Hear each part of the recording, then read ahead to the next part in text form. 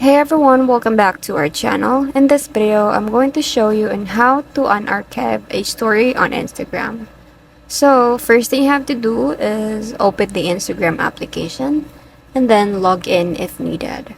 Now, tap on your profile picture at the bottom right of the screen and then tap the horizontal lines menu at the top right corner of your profile. After that, select Archive. Now, at the top of the archive section, you'll see three options: stories, archive, posts archive, or live archives. If it isn't already on the stories archive, tap to switch to it, and then browse your archive stories and tap on the one that you want to unarchive.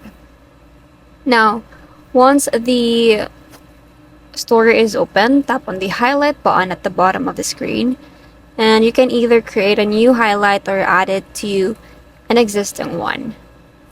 Now take note that Instagram doesn't allow you to unarchive a story directly back to your profile feed, but adding it to highlights make it visible again on your profile. And if you want to story it again, you can restory the archive story. And that's it. I hope you found this video helpful. Thank you for watching, and I'll see you in the next one. Bye!